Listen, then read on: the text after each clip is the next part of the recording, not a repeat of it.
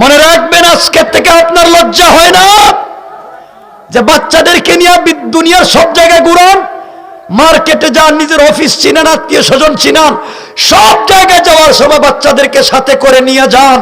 আর আল্লাহর ঘরে যাওয়ার সময় বাচ্চাকে বাড়িতে রাইখা যান। আল্লাহ যদি বলে, ও বান্দা, দুনিয়ার সব জায়গায় নিজের বাচ্চারে হাত ধরায় ধরায় চিনাইলে, আর আমার ঘরে আসার সময় নিমক হারামের মতো কেমনে একা একা আইলে, বাচ্চারে কেন আমার ঘরটা চিনাইলে না? কি জবাব দিবেন?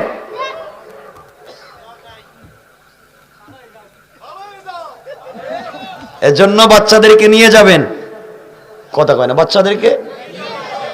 আপনারা তো বাচ্চারা মসজিদে নিতে চান না, কিন্তু যেই দিন মসজিদে তাবারুক হয়, আপনারা তাবারুক করনি, যেই দিন মসজিদে তাবারুক হয় সেই দিন দেখবেন এই মাত্র বউ যেটারে ডাউনলোড করছে,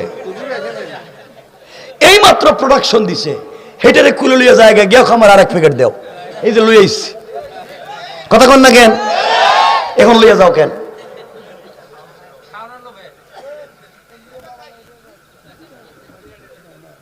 এই জন্য আজকে থেকে সব বাচ্চারা মসজিদে নামাজে যাবে।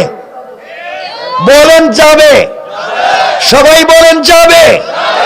দরকার হলে মারামারি করব, চিল্লাচিল্লি করব, দরকার হলে মসজিদে ফ্যান ভাঙ্গা ফেলাই দিব, প্রয়োজনে মুসল্লি লঙ্গি ধরে টানবো, দরকার হলে ইমামের পায়জামা ধরে টানবো, তাও বাচ্চা মসজিদে যাবে। কারণ সিনেমা দেখতে যায় না, মাস্তানি আর চান্দাবাজি করতে যায় না, আল্লাহর ঘরে যায়, আল্লাহর ঘরে যায়।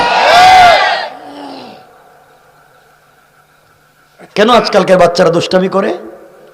সবগুলা বাচ্চারে পিছনে জমা করে দেয়।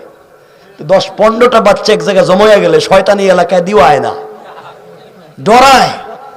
তো আপনার বাচ্চাদেরকে এক জায়গায় জমা করেন কেন? এই মুসল্লির চিপা একটারে, ওই 2 মুসল্লির চিপা আরেকটারে, এই 2 মুসল্লির চিপা আরেকটারে, এভাবে মুসল্লির চিপায় চিপায় চিপায় চিপায় পুরো মসজিদে ওদেরকে ঢুকাইয়া দিলে নামাজও পড়তো, দুষ্টামিও করতো না। ঠিক কিনা বলেন? খারাপ পাইছেন মনে হইতাছে আমার কথা।